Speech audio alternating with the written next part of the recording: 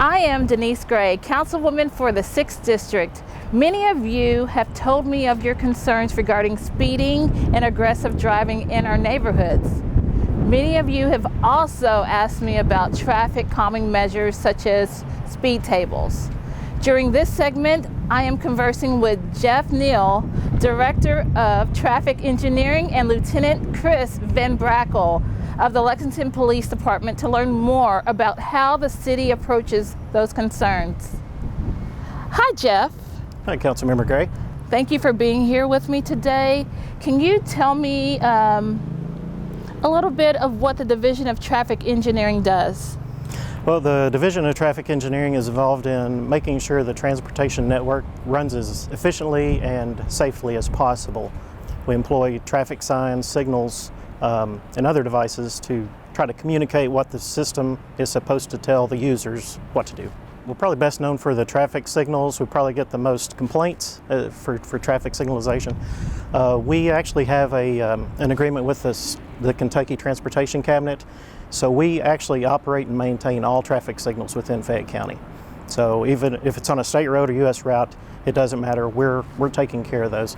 The only time we need the state's permission on anything would be to change a phasing, add a pedestrian phase, or change how the signal operates fundamentally. Then we would have to get their permission to do that. I actually went a little too deep into that. That's okay, because actually that has been an issue in the 6th District, as you know. Many residents don't understand the difference between a state and local road. In the 6th District, our state roads happen to be North Broadway, Bryan Station, Winchester Road, and Man of War. Those are all good examples. The easiest way to tell if it's a state road or our road, if it has a number on it, whether it's a U.S. highway or a state route, they'll assign numbers to those. If you're on a road that has a number, then it's a state route. Mm-hmm. So changing lights, traffic signals on our state roads, what are the steps to get those changed? What do you mean by changed? For example, at Patch and Wilkes near Frederick Douglass, when school dismisses, the left light onto Winchester Road has been an issue.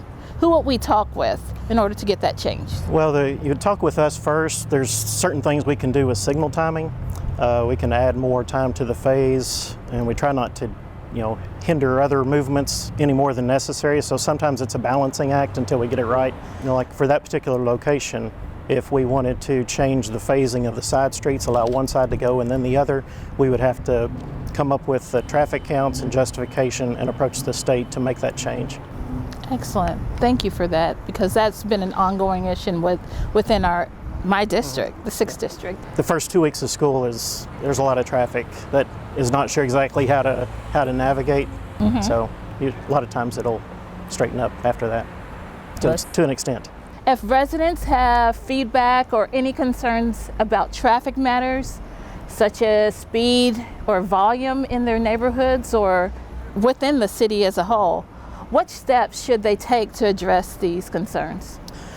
Well, we have a neighborhood traffic management program, so if you go to our website, you'll be able to follow the links to the NTMP program. That is the best way to start, or you can also call 311 to report an issue.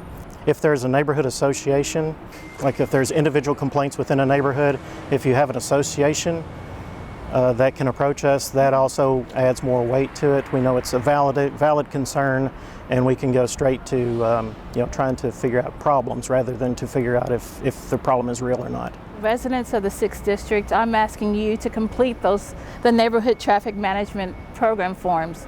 I hear many complaints in our community, but as of last week, we have not had anyone follow all of the steps necessary, such as getting signatures.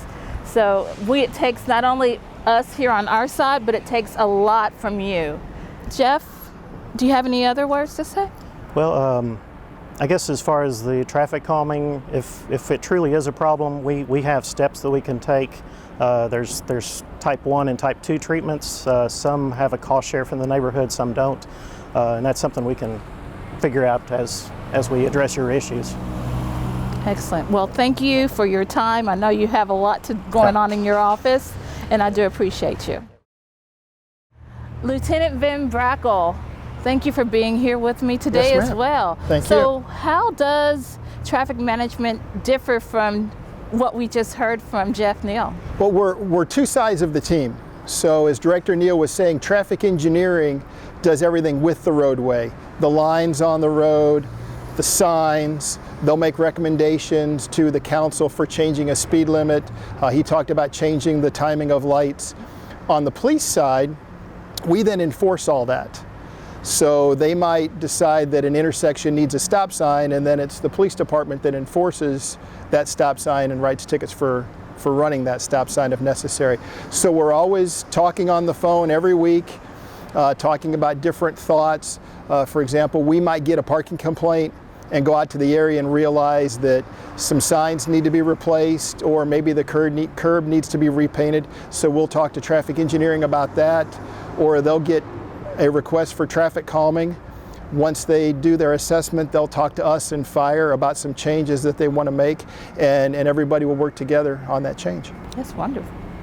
So it's all like a team effort. Yes, ma'am. Everybody working together to keep our roads safe.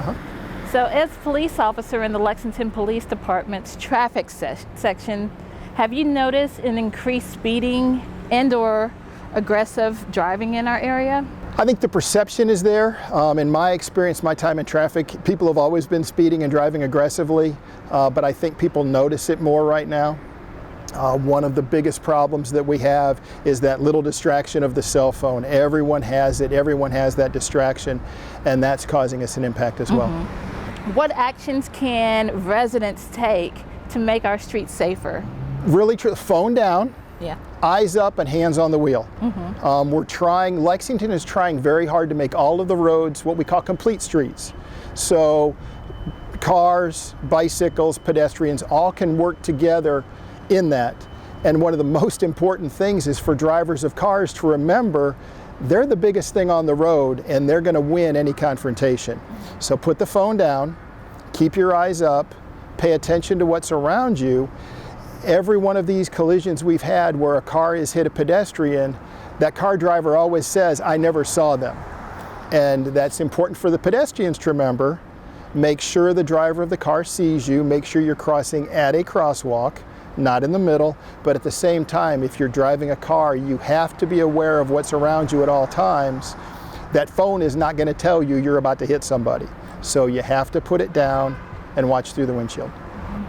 Well, thank you so much for being here and talking with me about traffic issues or concerns in our city and in the 6th District. And for you, residents of the 6th District, thank you for tuning in. Remember, if you see any traffic or speeding issues in your neighborhood, you heard the tips today.